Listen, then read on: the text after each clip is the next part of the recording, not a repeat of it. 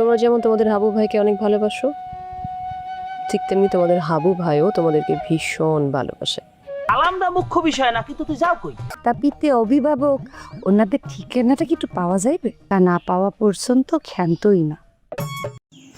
আসসালামু আলাইকুম প্রিয় দর্শক, আশা করি সবাই ভালো আছেন। হাবুর স্কলারশিপ নাটকের 153তম পর্ব কখন, কবে এবং কিভাবে আসবে তা জানিয়ে দেবো আজকের এই ভিডিওতে। এই ভিডিওতে যারা নতুন আছেন তারা দয়া করে চ্যানেলটি সাবস্ক্রাইব করে পাশে থাকুন, যাতে পরবর্তী যে কোনো নতুন ভিডিও সবার আগে আপনার কাছে পৌঁছে যায়। এবং পাশাপাশি এই ভিডিওটি কে কোথায় কোন জায়গা থেকে দেখছেন তা কমেন্ট বক্সে জানিয়ে দিন, যেন পরবর্তী ভিডিওতে আপনার নাম প্রকাশ করা হবে। তো গত পর্বে কমেন্ট করেছেন নোয়াখালী থেকে শারমিন। তো ভিউয়ার্স, গত পর্বে আমরা দেখেছি যে হাবুর বিরুদ্ধে ষড়যন্ত্র করার জন্য ছোট চেয়ারম্যানের ছেলে পেলে না সবাই মিলে তার বিরুদ্ধে তথ্য এবং প্রমাণ সংগ্রহে ব্যস্ত। তাছাড়া তথ্য এবং ছোট চেয়ারম্যানের লোকজন এলাকার বয়স্কদের মাঝে এই বিভ্রান্তি ছড়াই দেয়, যাতে হাবুর বিরুদ্ধে সবাই কথা বলতে পারে।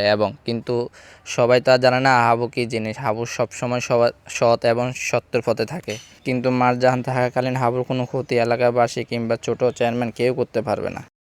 তো ভিউয়ার্স, আমরা দেখি হাবুর এক বন্ধু যে পিয়ানো বাজানোর জন্য মারজাহানের বাসায় আসে এবং তাকে পিয়ানো বাজানো শোনায়, এবং পিয়ানো বাজানোটা মারজাহানের কাছে খুব সুন্দর এবং মনোমুগ্ধময় লেগে। তো ভিউয়ার্স, তারপর আমরা দেখি হাবুর আত্মীয় স্বজন হাবু এবং মারজাহানকে কি দাওয়াতে কি খাওয়ানো যায় সেটা বিষয় নিয়ে আলোচনা করে, এবং তারা বিভিন্ন পোশাক এবং বিভিন্ন খাদ্য সামগ্রী নিয়ে আলোচনা, যাতে কি পরবর্তী দাওয়াতে কি খাওয়ানো যায় সেটা নিয়ে। তো দর্শক, তারপর আমরা দেখতে পাই হাবু এবং মারজাহান রাস্তা দিয়ে হাঁটছিল এবং ছোট চেয়ারম্যান সেখানে আসে এবং তাকে অপদস্থ করার জন্য বিভিন্ন ধরনের প্রশ্ন করতে থাকে। ছোট চেয়ারম্যান মারজাহানকে বলে তার বাবা মায়ের ঠিকানা দেওয়ার জন্য, তারা কি আসলে মারজাহান এবং হাবুকে বিয়ে করছে সেটা জানার জন্য, এবং কার ভরসায় একটা মেয়ে এই জায়গায় একজন ছেলের সাথে আছে সেটা বের করার জন্য। মারজাহানও পাল্টাপাল্টি উত্তর দিয়ে যায় যে মারজাহানের একমাত্র অভিভাবক হচ্ছে হাবু, তাই যে কোনো প্রশ্ন করার জন্য হাবুর কাছে করার জন্য অনুরোধ করে।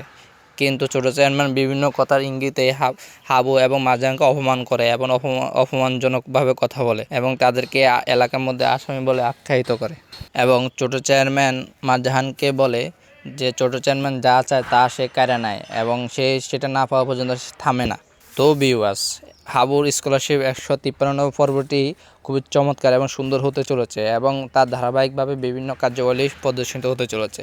আশা করা যাচ্ছে হাবুর স্কলারশিপ নাটকের 153তম পর্ব আগামী 30 তারিখ সন্ধ্যায় মিড এন্টারপ্রাইজ ইউটিউব চ্যানেলে প্রকাশিত হবে। সো ভিউয়ার্স, ভিডিওটি কেমন লেগেছে তা অবশ্যই কমেন্ট বক্সে জানিয়ে দেবেন, এবং ভিডিওটি ভালো লাগলে অবশ্যই শেয়ার, সাবস্ক্রাইব এবং লাইক করে পাশে থাকার বেল আইকনটি চাপ দিয়ে রাখুন।